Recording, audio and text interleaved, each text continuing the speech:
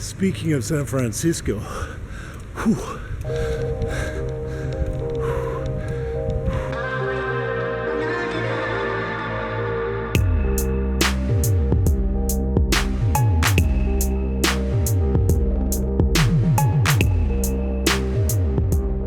This is one of the other tips, one of the investment properties that we're currently renovating. We've got the team getting involved in putting some of the rocks that they found on the weekend at the river next to the finca. What are you thinking with this one? Okay, I like this one very much because it has the shape of a guitar pick. A guitar pick, a little bit of a musical touch. I don't know if I'm much of a musician, but I like it a lot. There you go. We'll see how long it lasts before someone takes it out and uses it as a guitar pick. You're right. You're right. You know, it's hard for me not to do it myself. What are you thinking? ¿Qué iba a decir de ella? Parece un personaje de una película de Tim Burton. Muy contento. Nice.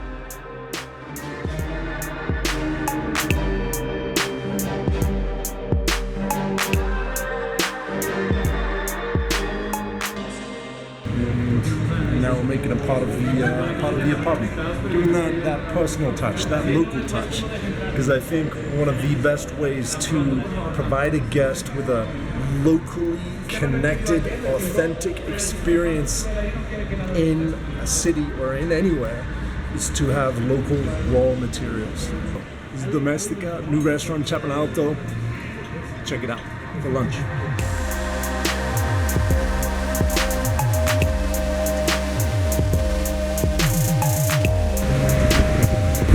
So I spent the morning with investors talking about Bogota, what's happening here. I think after 7 years, starting to tell the story of Bogota a lot more simply. Bogota is being reborn in this moment.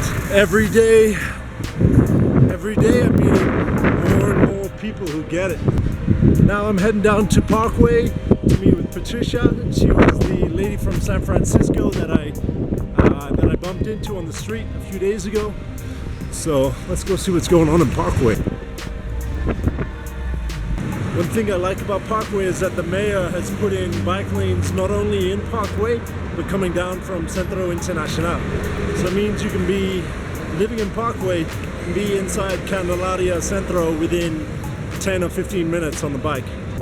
Parkway has always been a creative area, and right now I'd say it's dominated by writers, artists, hipsters, people setting up coffee shops, breweries.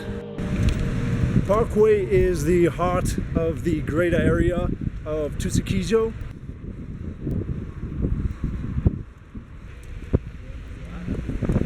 And it's one of the areas that is most protected patrimonially. So it means that the architecture is going to stay the same. Most Bogotanos prefer a, newer luxury apartment in the north. There is a larger and larger group of Bogotanos that are choosing to live in some of these older, classic houses.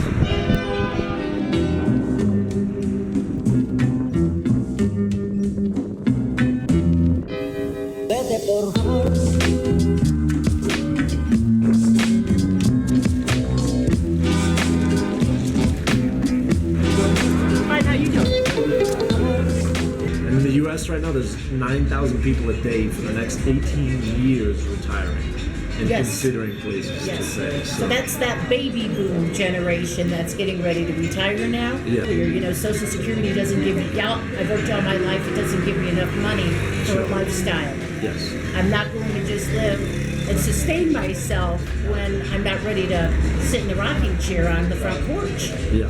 So it's very important to look for places such as Colombia that have what you have at home, the ability to have the cosmopolitan cities, theaters, organic food, all fresh water. I drink your water out of the tap. Yeah. What about the weather? How have you found the weather? I have found the weather unbelievable. So I live in San Francisco. Our weather is very similar to Bogota. And so we don't get real cold. Normally we don't get really hot, but with climate change, that's changing. So, like right now, this weather is how it should be in San Francisco, but they're freezing right now because of climate change. Yeah. Would you say Bogota is cold? No, not at all. All right. I wear this at home. All right. Okay. There you go. Okay. Yeah, I wear this at home. So it's, it's keep you warm or keep you cool kind of thing. In other cities that you will find, like in Ecuador or other South American countries, they're already too established and they don't have the opportunity for you to become part of the charm of what's happening. Yeah. So here you're almost at the threshold of what's going to be happening. So that's important too, because you can see the value of what's going to happen economically down the road, and you're already established if you come here early enough. Even though like Ecuador or Panama may still be less expensive than the U.S., they're not where they were when they began. Yeah. So, Colombia is right on the threshold, because if you get here within, I think, the next 3 to 5 years, you'll have heaven on earth. Absolute heaven on earth. And plus you have all the different types of areas to go to. And, like somebody coming from New York or Chicago, they're probably going to run to Cali and the ocean and the tropical. Because they freeze all the time, so that's going to be what's going to draw them, just like what was drawing them to Florida. Yeah. But Florida's getting just as expensive as New York or San Francisco. So there's got to be another answer for them. Okay. And it's close. It's not that far from the States. Absolutely. A 9-hour flight, people could visit me. Yeah. What 3 words would you use to describe Bogota? Easy, friendly, and very comfortable. Very comfortable. I'm here alone. So I'm walking the streets, I'm going out at dark. I mean, I don't stay out too late, but I'm comfortable. Speaking of San Francisco, how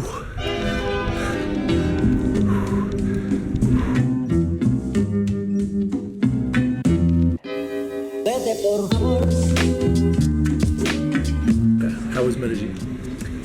Medellin at first look, very green, very clean, and a great infrastructure. So you land at the airport, which is up in the mountains, and it's like amazing. Mm-hmm. Then you head down the hill into town, and that's when the makeup of the whole city begins to change.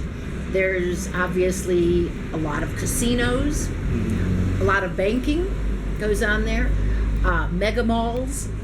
So old farms that were down in the valley have been bought up, torn down, whatever the case may be, and now these, and I'm saying mega malls. I haven't seen them all that big in my life. They're trying to, present themselves as almost a new city, which we all know from history they're not. I mean, the Spanish, we can go all the way back to the indigenous musicas, all the way to the cartels. So there's a definite history in Medellin, but they're not proud of it, I don't think, as much as some South American cities are, such as Bogota. You have the Centro, which, everything is still there. The history is going on. Though they have a Centro, no one goes there. Some of the buildings have been closed.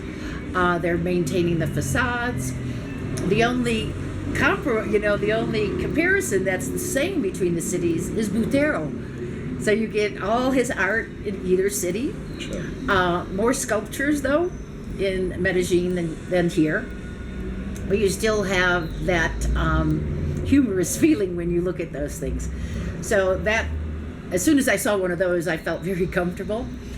Their infrastructure provides a great metro system. They're, again, very clean, very efficient, very reasonable, because, again, they want to help the people get from one end to the other. So they tend to be a little more, I think, concerned about the lower class people being able to go ahead and realize some of the benefits of living in Medellin. So that's why they keep some of the charges down, or they'll even charge less for certain people. There's still a a questionable element that moves within Medellin undercover, so to say. But it's there. It's obvious if you are looking for it. So there's more homeless there than I've seen here in Bogota, which I found interesting. Did you see a difference in the amount of foreigners there? There were a lot of Americans in technology, because sitting in restaurants I could overhear conversations going on. Or a lot of, there were 2 women at the hotel who were in real estate from New York, and they were there looking at property and stuff. So I'm sure as time goes on it's going to be more attractive, but not to live in the Medellin Valley, but to live up in the hills where all the building is going on. Where all the people seem to be nicer up there. Where have you been before? Where have you considered, there's some hotspots out there that have been, regarded as great places to live and retire. How is Colombia comparing to those places? Where have you been? Well, it was in Panama before I came here. Panama, to me, again, I was in the centro, the old part, lovely, loved it. The new part where everybody goes and lives, couldn't do it. It's just a glass city, towers, steel, and glass. That's not what I'm looking for. Prior to this trip, though, I have been in many places in South America. I've been throughout Ecuador, which is a hotbed. Ecuador has a lot to offer, but there's just something here in Bogota that I haven't experienced anywhere else. So being here is like home to me all of a sudden. Even my friends are saying, you look different, because I'm so relaxed and I'm so comfortable, and I'm not afraid to walk the streets. Yesterday I walked from Calle 53 up to 100 and back, and it was pleasant. People are smiling and having, their coffee or whatever. So it felt very comfortable, like walking in San Francisco, where I'm from. For $90 US, I had an eye exam, which in the US costs $90. I also got new frames and new lenses, which probably would have been about $400 or $500 extra in the US. So you can do a lot here. The medical aspect for dental is very highly rated. People come just to get their teeth done here. I have made some mistakes. At the airport, coming back from Medellin, I ordered queso nachos. Well, it came with sweet pickles. Oh, now I wouldn't have expected that. It was a surprise, but it was okay. It added to the ambiance and experience. Sure. Yeah. Sometimes you can get some surprising combinations of foods. Yes. For me, it's the cheese on the fruit. Oh, or the fruit in the cheese. I had one of those quesos once, and it wasn't very pleasant. Yeah, I remember the first time I got a fruit salad with mozzarella cheese on it. I was pretty confused. Yes. But then I saw the pizza with fruit on it. I was like, okay, I'm starting to see a pattern here. Yes, yeah. Fruit is very big here. Yeah. A lot of, your fruits. Yeah, definitely. Your fruits and vegetables are organic, or you have supplies for organic fruits and vegetables. I find the prices in the grocery store very, very reasonable. I've been eating like a queen, and I'm not spending hardly any money. So, and I do buy all the fruits and vegetables I need to make my juices in the morning. So I've been stopping at the organic juice places almost on a regular basis, having either my kale or my fruit. So there's everything you could possibly want here. And I haven't experienced the yoga centers, but I met a woman who is into Reiki, energy movement, and there's a whole community here that is in and around that. So on my trip back, I'm going to try to interface more with that community. Then there's places like Belize. Well, I don't want to dive all day long. There's got to be some other type of culture available in the city. I would not live in Costa Rica. Costa Rica to me is more of a vacation. Because you've been to all of the popular places. Yes, like Cuenca, Ecuador, Panama. Yeah. So Bogota to me would be number one on my list, unless something really happened with a tour of Medellin that I didn't see. But if I was going, no, I am moving. So when I do move, and it'll be here first to Bogota. Okay. Yeah. Very cool. Yeah. And I haven't made you say that. No, you haven't. I was not paid. Okay. And so what's next on the Colombia to-do list? Well, come back is what's next. Yeah. Yeah, because right now, I'm leaving Saturday, and I'm leaving actually kind of sad. I really, part of me doesn't want to go, but there's things I need to do in San Francisco in order to let that go.